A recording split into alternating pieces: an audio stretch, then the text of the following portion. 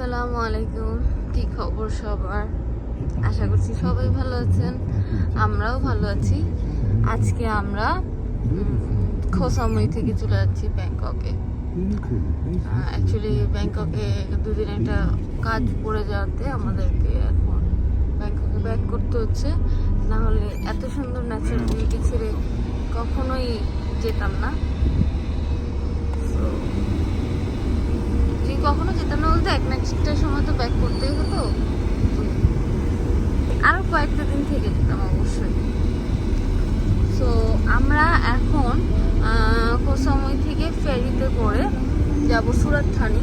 দেন সুরাত থানির থেকে আমাদের ফ্লাইট রাতে 10টায়, তারপরে আমরা ব্যাংকক পৌঁছে যাব। অ্যাকচুয়ালি হচ্ছে যে সুরাত থানি যে জেটিটা ডনসাই থেকেও মেন সিটিতে যেতে 2 আওয়ার্স লাগে। সো অ্যাপ্রক্সিমেট আমাদের 2-2.5 ঘন্টার কি হয়তো বেশি টাইম হাতে থাকবে। দেখি যদি সুরাত থানিটা ঘুরতে পারি ব্যাগ রেখে, তাহলে অবশ্যই সুরাত থানিটাও ঘুরে দেখাবো আর শেয়ার করব কিভাবে আপনারা কোসামুই থেকে সুরাত থানি, দেন সুরাত থানি থেকে ব্যাংককে কম টাকা বলবো না, বাট একটা মিনিমাম প্রাইসে যেতে পারে। কেননা অ্যাকচুয়ালি কম টাকায় কিভাবে যাবেন এটা বললে ভুল হবে। যে অ্যামাউন্টে যাক না কেন সেটাই অনেক। আমরা ট্রেনে যাইনি, কেননা ট্রেনে গেলে আমাদের 12 ঘন্টা জার্নি, এতে করে আমাদের হোটেল রুমের যে বুকিং সেটাও ওয়েস্ট হইতো, আর দ্বিতীয়ত অনেক টাইম লাগতো, আর টাকাটাও মোস্ট প্রবাবলি সেম যেত। আমরা এই ট্রেনে করে যেতাম, আমাদের পার পার্সন 1500 বাদ খরচ হতো, আর এখানে আমরা ফ্লাইটে যাচ্ছি দেখে আমাদের পার পার্সন 2000 বাদ। সো যদি 1500 বাদ খরচ করি সেক্ষেত্রে আর 500 বাদ দিয়ে আমার 1.5 ঘন্টায় পৌঁছায় যাওয়াটা বেটার। সেক্ষেত্রে রেস্ট নিতে পারবো, কালকে আমাদের কাজগুলো তাড়াতাড়ি হবে। এটা আমাদের পয়েন্ট অফ ভিউ। বাট কেউ যদি জার্নি করতে পছন্দ করেন, আমার ট্রেনে যেতে কোনো সমস্যা ছিল না, ট্রেনটা খুবই ভালো লেগেছে আমার, আমি অবশ্যই যেতাম। কিন্তু আমাদের যেহেতু সকালে কাজ আছে, তাই আমরা চিন্তা করলাম যে না থাক, রাতটা রেস্ট নেব, দেন সকালে তো কাজ আছে, ব্যস্ত থাকবো, তাই ফ্লাইটে যাওয়া। নাহলে ট্রেনে যাওয়াটাও খুব সাফিসিয়েন্ট, খুবই কমফোর্টেবল ট্রেন, পরিষ্কার, তারপরে আপনি নিজের ইচ্ছা মতো হাঁটাচলা করতে পারছেন সব কিছু। আমরা ফেরিতে চলে আসছি, ফেরিতে উঠে তারপরে আপনাদেরকে ফেরিটা ঘুরে দেখাবো যে কেমন। আমরা এবার অনেক প্রকারের ফেরিতে ট্রাভেল করছি আসলে। তারপরে স্পিড বোট, খুবই মজা পেয়েছি। সাগরে স্পিড বোটে এতটা মজা আমার কখনোই লাগেনি। অনেক মানুষ একসাথে ট্রাভেল করলে ভালোই লাগে।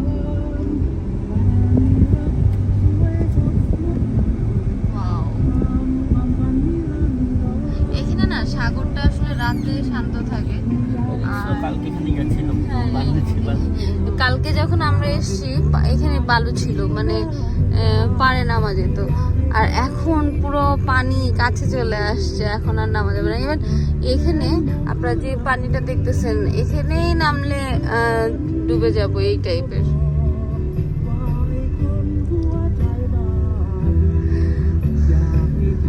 আসলে ময়লা পারে থাকবে, এটাই স্বাভাবিক কথা। সেই জিনিসটাই আমরা এই সাগরেও দেখতেছি যে পারে ময়লা থাকবে। এই সাইডটা হচ্ছে বিচের লাস্ট অংশ, তার সবাই আর কি এই সাইডে ময়লাটা ধরা যায়, আর ওই যে সাইডগুলো ওগুলো আসলে মিডল পয়েন্ট, দ্যাটস ওয়াই সবগুলা খুব মানে ক্লিন ওয়াটার থাকে। সো যাই, এখন নামতে হবে আমাদেরকে, নেমে দেন ফেরিতে উঠে দেখা হবে।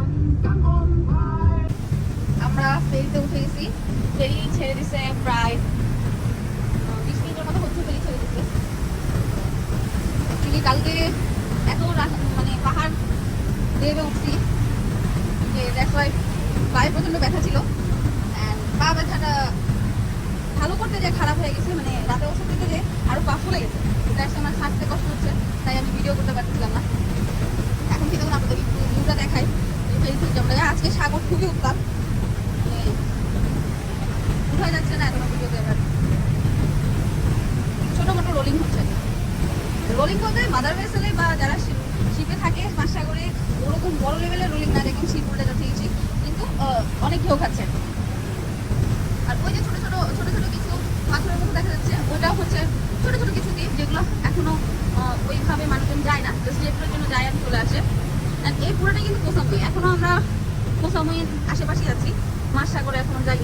এই দিকটা পর্যন্ত কোসামুই, অ্যান্ড দেন ওখান থেকে আর কি ডিফারেন্ট আইল্যান্ড। আসলে খালি চোখে দেখতে মনে হয় যে এই দুটো আইল্যান্ডের মাঝখানে কত কম দূরত্ব, কিন্তু আসলে সাগর খুব অদ্ভুত জিনিস। সে যে নিজের ভিতরে কত কিছু লুকিয়ে রাখতে পারে সেটা আসলে চিন্তার বাহিরে। আমাদের প্রায় 1.5 থেকে 2 ঘন্টা জার্নি। তো দেন আমরা সুরাথানি পৌঁছে যাবো। আমরা একদম টিকিট করেছি আপনার জেটি থেকে একদম ফেরি অ্যান্ড হচ্ছে যে এয়ারপোর্ট যাওয়ার যে সার্ভিসটা একসাথে নিয়ে ফেলছি। তো এটাতে আমাদের পার পার্সন 470 বাদ করে পড়ছে। আপনার 170 বাদ হচ্ছে ফেরি ভাড়া, আর বাকি 300 বাদ হচ্ছে আপনার ডনসাই জেটি থেকে সুরাথানি এয়ারপোর্ট। এই এয়ারপোর্টের ট্রাভেল কষ্ট অনেক এক্সপেন্সিভ। আমি জানি ওদের এখানে এত কেন আসলে আইল্যান্ড বেস বিজনেস, তো তাই হয়তো এরকম। তো আজকে মেবি সামুইতে বৃষ্টি হবে, কারণ প্রচণ্ড মেঘ দেখা যাচ্ছে। কালকে রাতে আমরা অনেক ভারী বৃষ্টির কবলে পড়ছিলাম, বারবারই বাইক সাইড করে কোনো জায়গায় দাঁড়িয়ে থাকতে হচ্ছে, কারণ এত বেশি চোখ খোলা যাচ্ছিল না। তার মধ্যে বাইকের তেল শেষ, আবার তেল করলাম বৃষ্টির মধ্যে। একটা ভালো জিনিস হচ্ছে যে মেশিন সব জায়গায় থাকে, তো আপনি চাইলেই আপনার প্রয়োজন মতো করে, ধরেন আপনার আমাদের দেশে থেকে 40 টাকা তেল দরকার, আপনি সেটা মেশিন থেকে নিয়ে নিতে পারতেছেন। ইভেন শুধু মেশিন থেকে না, আপনি যদি পাম্পেও যান 40 টাকা তেল দিতে পারতেছেন, মানে 10 বাতের সর্বনিম্ন 10 বাত। ইভেন মেশিনে আপনি 1 বাত 2 বাত 5 বাত এরকমও তেল দিতে পারবেন। আমাদের দেশে মেশিন ফ্যাসিলিটিটা ট্রাই করা উচিত। এখানে সিঙ্গার প্রোভাইড করে মেশিনগুলো, আমি জানি না সিঙ্গার কেন আমাদের দেশে এই অটোমেশনটা করার চিন্তা করে না, হয়তো মনে করে যে আমাদের দেশে দরকার নেই।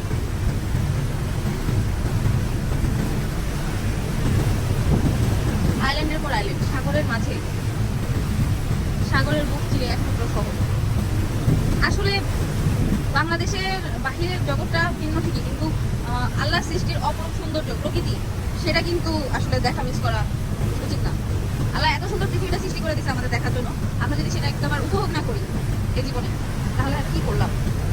এটা আমাদের মতে, তাই আমরা কাজ করি ঘুরি, এমন না আমাদের প্রশংসা করা লাগে না, সবই করা লাগে। আসলে এতদিন আমি ব্লগারদের বিভিন্ন ইয়েতে শুনতাম যে আপনারা অতটুকু সময় আমাকে দেখতেছেন যতটুকু আমি দেখাচ্ছি, বাকি জীবনের অংশটা কিন্তু দেখতেছেন না। এখন আমি ফিল করি, আমাকে যখন মানুষ বলে সারাদিনই তো খালি ভিডিও করে আর ঘুরে বেড়ায়, তাহলে আর জীবনের কাজটা তুমি জানবে না, তুমি বুঝবে না। তখন আমার খুবই হাসি পায় যে আমি অফিস করতেছি, বিভিন্ন কাজ করতেছি, তারপরে সংসার, তারপরে আরও পারিপার্শ্বিক যতটুকু যা কাজ একটা মেন করা সবই করতেছি, কিন্তু মানুষের কাছে মনে হয় যে ওই ভিডিওটুকুই আমার জীবন, এর বাইরের অংশটা আসলে আমি কিছুই জানি। যাই হোক, মানুষের ভাবনা তো চেঞ্জ করা যাবে না, তো আমরা জীবনকে উপভোগ করতেছি, সেটাই হচ্ছে মেন। নিজের খুশিটাই বড় খুশি, মানুষের ভাবনা চিন্তা না। তাহলে আমরা সাগরের ভিডিও আর কন্টিনিউ না করি, কারণ প্রচণ্ড বাতাস ফোন করে যেতে পারে। তো আমরা দরজায় থেকে দেন এয়ারপোর্টে জার্নিটা শেয়ার করবো যে কতক্ষণ লাগে। আর আমাদের ফ্লাইট অ্যাকচুয়ালি রাতে, যত দেরি করে যেতে পারি আমাদের কাছে ভালো, আমাদের তাড়াতাড়ি যাওয়ার কোনো ইন্টেনশন নেই। তো আশা রাখি আপনাদের সাথে শেয়ার করবো দরজায় এয়ারপোর্টে।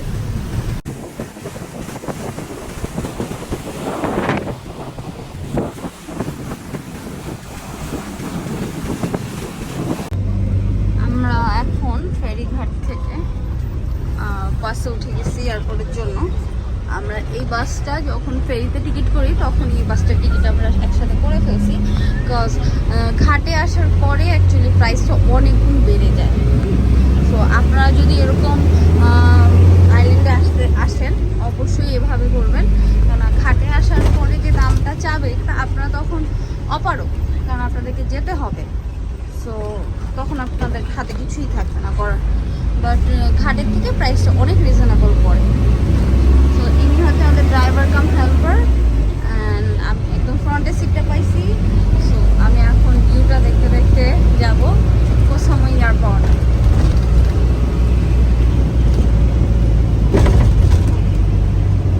Pisa, when we reach airport? Yeah. How much time came? 2 hours. 2 hour Yes. Okay then আমাদের জার্নিটা 2 ঘন্টার হতে যাচ্ছে আমরা 2 ঘন্টা এই বাসে করে সুরাতহানি সিটিটা দেখবো আর আপনাদের সাথে শেয়ার করবো সুরাতহানি দেখতে কেমন আসলে সুরাতহানি দেখতে সুন্দর থাইল্যান্ডের প্রত্যেকটা আইল্যান্ডে সুন্দর প্রত্যেকটা জায়গায় সুন্দর বিকজ তারা প্রচণ্ড মেনটেন দেখেন এখানে মানুষ সাথে এডুকেটেড না কিন্তু তাও তারা জানে তাদেরকে কী করতে হবে প্রকৃতি কী দরকার সেটা তারা বুঝে সেইটাই করে এখানে কেউই মোটামুটি ইংলিশ পারে না খুব রেয়ার টুরিস্ট এরিয়া ছাড়া কেউ ইংলিশ পারে না সো তাও তারা কিন্তু তাদের শহরটাকে সুন্দর করে পরিষ্কার পরিচ্ছন্ন করে রাখে গুছিয়ে রাখে আমাদের মতো এগুলো থাকলে হয়তো আমাদের বাংলাদেশটাও অনেক সুন্দর হবে যাই হোক দুঃখ প্রকাশ করে লাভ নেই যেহেতু বাংলাদেশে আমার হওয়া আসলে পসিবল না কারণ বাংলাদেশের মানুষজন মনে করে আমি করবো আরেকজন ভোগ করবে তাই আমি করবো না এই রেষারেষি যতদিন থাকবে আমরা চাইলেও ভালো কিছু করতে পারবো দেখ সঙ্গে থাকবেন আর সময়ের প্রাকৃতিক পরিবেশ আমি আপনাদের সাথে শেয়ার করব আমরা এখন তেল নিচ্ছে এবার মানে এবার ছবি তুলে রাখতেছে কথা ছিল আবার রাইট ডাউন করবো কতটা সচেতন আসলে শিক্ষা যারা হয়তো ইংলিশ জানেন না প্রপার কিন্তু উনি মোটামুটি দেখলাম উনি বুঝে হাই হ্যালো এই টাইপের কথাবার্তা সে নিজের শিক্ষাটা যতটুকু পাইছে সেটা সে সৎভাবে ব্যবহার করতেছে ডাউন করে দিচ্ছে অ্যান্ড ফার্স্ট থাইল্যান্ডে এসে আমি সিটির কোনো আউটলেট দেখলাম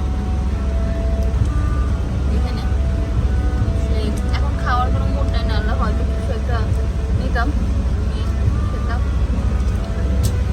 নিয়ে আবার জার্নি স্টার্ট হবে আমাদের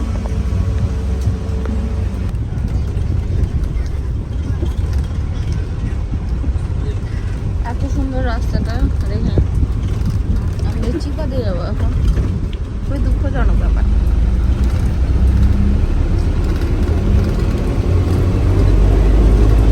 তাও তাহলে একটু ঝুম বৃষ্টি পড়তো না তাহলে আর বেশি ভালো লাগতো কিন্তু জানি না আল্লাহ কেন যে এখন বৃষ্টি দিচ্ছে না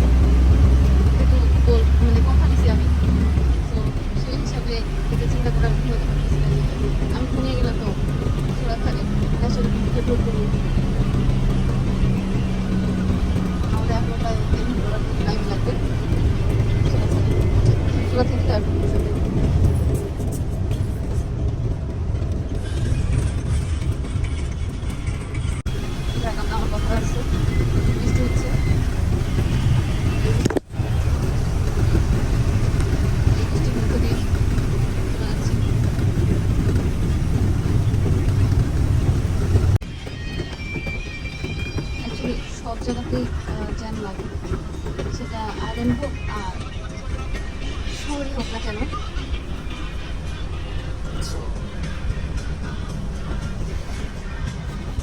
আমরা একটা সিগনালে দাঁড়াইছি এতক্ষণ যাত্রায় প্রথম একটা আমি সেটা দেখলাম আমরা লোকালে যাচ্ছি সুরাতহানি শহর যেটা বলে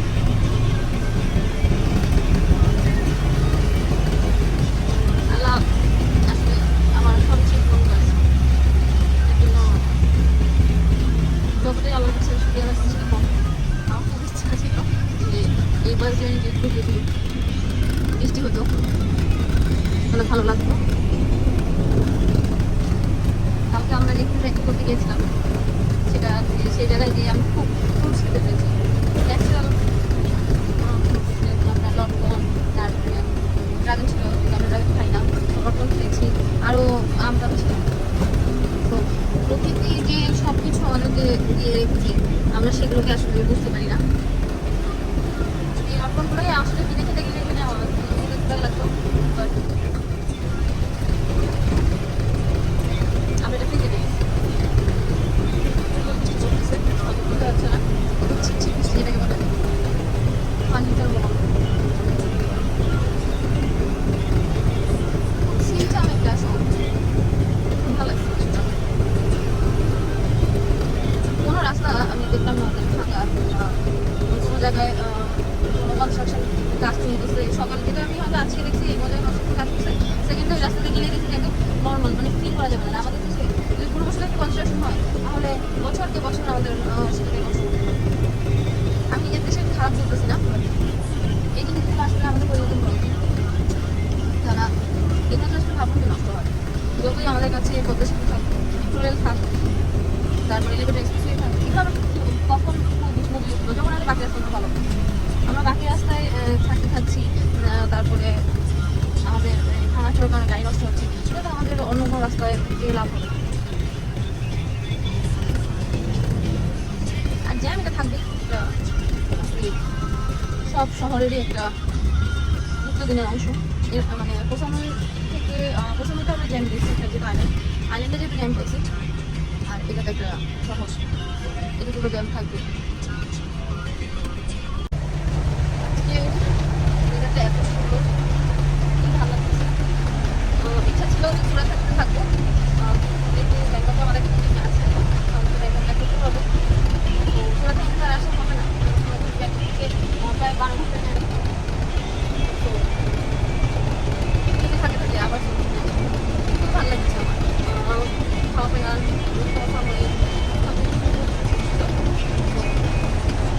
আসলে আমার চেহারার অবস্থা নিজে ভালো লাগতে পারলে আসলে সবাইকে ভালো লাগতে দেয়। আমাদের উচিত আগে নিজে খেয়াল রাখা, দেন অবশ্যই আমরা সবাই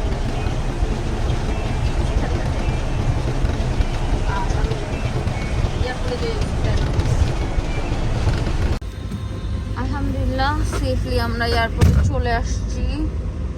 এখন আমরা প্যাকেজটাকে নামবো, নামিয়ে এয়ারপোর্টে আসবো। ছোট্ট একটা এয়ারপোর্ট, আমাদের চিটং, যশোর এই ডোমেস্টিক এয়ারপোর্টগুলোর মতনই পরিষ্কার পরিচ্ছন্ন এরিয়া।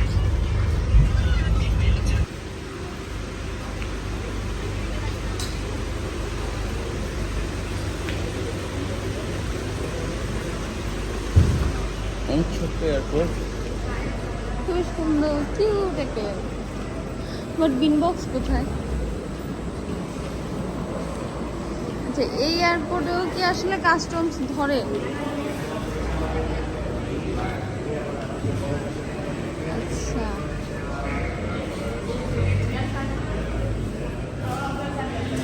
সিহা কিছু একটা তো লিখছে, কিন্তু কি লিখছে? এগুলো অ্যালাউ না, ঠিক আছে? মানে কি? হাতে ব্যাগে হাতে করে না নিতে, ব্যাগে তো এলাও। এখন আমি চিন্তা করতেছি আমার মেকআপের জিনিসপত্র কি আমি ঢুকাই দেবো কিনা। এর ছুরিটাই তো দিয়ে দিচ্ছি, সমস্যা নেই।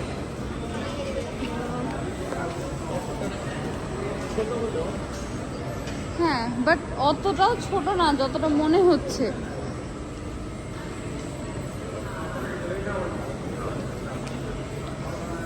এটা স্মেল আসতেছে না?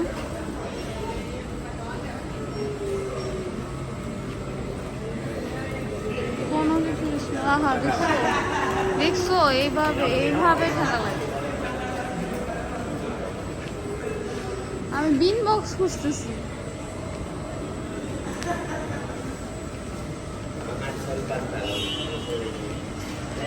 আমাদের ফ্লাইট যেহেতু 10টায়, সো আমাদের তো এখন চেকিং না, আমাদের একটু ওয়েট করতে হবে। আমরা বসে বসে এখন ঝিমাবো এখানে, তারপরে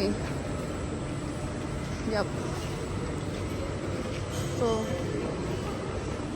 এখন আমি একটু ঝিমাই ঘুমাই, দেন ফ্লাইটের টাইমে আবার শেয়ার করব।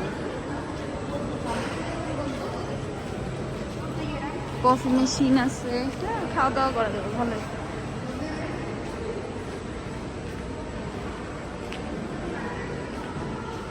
আমি ডিন বক্স পেয়ে গেছি। আচ্ছা,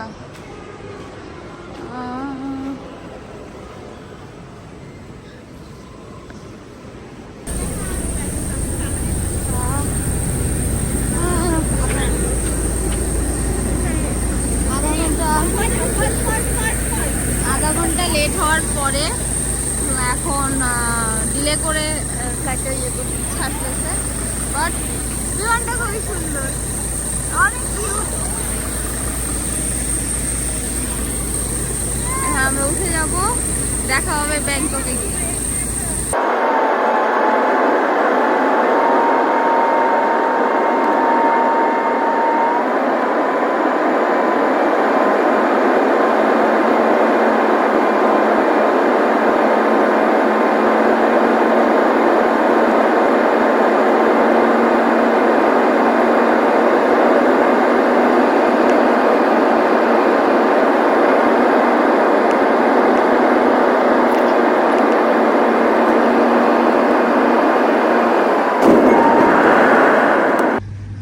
আলহামদুলিল্লাহ, আমরা ফ্লাইটেও সেফলি চলে আসছি ব্যাংকক। এটা হচ্ছে ডোমেস্টিক এয়ারপোর্ট। এটার নাম কি জানো? ডংমাই, মেবি এটা ডংমাই এয়ারপোর্ট এখন। আচ্ছা, এটা কি ওটা তো বড় লাগেজের জন্য না ভাই, মানে এখানকার ডোমেস্টিক এয়ারপোর্টও হাঁটতে হাঁটতে অবস্থা খারাপ হয়ে যায়। দেখি আমি একটু শ্বাস নিই, হাঁটি, তারপরে বেল্টের সামনে যাই। অসহ্যজনক, প্রত্যেকটা মোড়েই চিন্তা করি এই বুঝি শেষ এয়ারপোর্টটা। 5 মিনিট ধরে হাঁটছি, হাঁটার পরে দেখি এখনও আরও প্রায় 1-2 কিলোমিটার হাঁটা লাগবে। বলেন তো এটা কোনো কথা? এত দূরে দেওয়ার কি আছে? তার মধ্যে দিয়ে এই বেল্টটা বন্ধ করে রাখছে। হাঁটতে হাঁটতে পা ব্যথা হয়ে যাচ্ছে, এমনিতেই পা ব্যথা, তার মধ্যে আরও পা ব্যথা হয়ে যাচ্ছে। ও, এইগুলো অত্যাচার ছাড়া কিছুই না।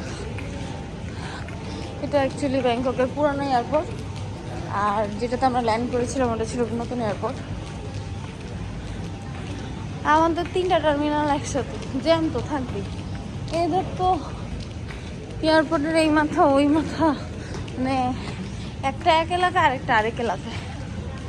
আমাদের 3 নম্বর টার্মিনালটা অনেকটা দূরে হলে হয়তো ভালো হতো, কিছুটা জ্যাম কমতো। হয়তো চলে আসছি।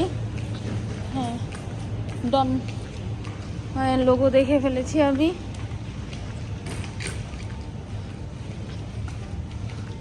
এই এয়ারপোর্টেও কাজ চলতেছে মেবি অনেক, মানে ভাই চোখ ভাতাচ্ছে একটা লাইটে। এখন নামতে হবে নিচে। আচ্ছা, এটা ইন্টারন্যাশনাল এয়ারপোর্ট, দ্যাটস ওয়াই অনেক বড়।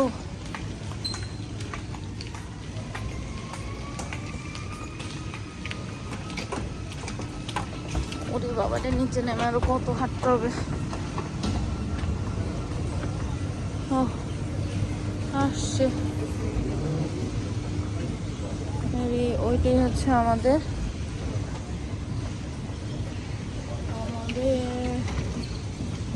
ওকে। ব্যাংককে আসলেই একটার পর একটা স্ক্যামের শিকার হওয়া লাগে।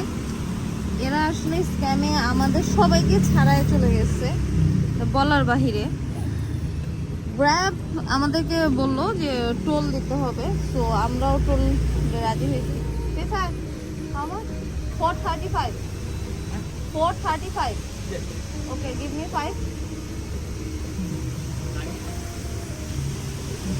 और দেখাচ্ছে হ্যাঁ 435 আসছে।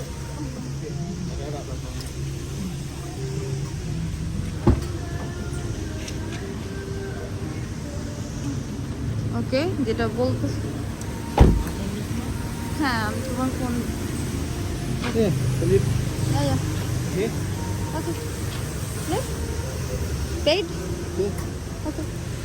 হ্যাঁ যেটা বলতেছিলাম যে স্ক্যাম, সে 50 টাকা টোল পে করছে, সে সুন্দর মতন লিখলো গ্র্যাবে যে আমি 130 টাকা টোল পে করছি। সো আমি তার কাছে টোল স্লিপ চাইলাম, সে বলে দিছে যে আমি টোল স্লিপ দিতে পারবো না, এটাই টোল দিছি। সো আমি আসছি পর থেকে যত গ্র্যাবে উঠছি না কেন ওরা কিন্তু টোল স্লিপ আমাকে দিয়ে দিছে, কিন্তু সে আমাকে টোল স্লিপ দেয় না। সো ব্যাংককে আসলে সবাই এই স্ক্যামগুলোর থেকে সেফ থাকবেন। মানে আমি এটা সেকেন্ড টাইম যে এরকম একটা স্ক্যামের শিকার হইলাম। মানে এরা প্রচণ্ড লেভেলে জঘন্য ব্যক্তিত্ব, যারা টাকা ইনকাম করতে চায় ইলিগেল ওয়েতে। তো এখন আমরা চেকিং করবো, তাহলে চলে আসছে।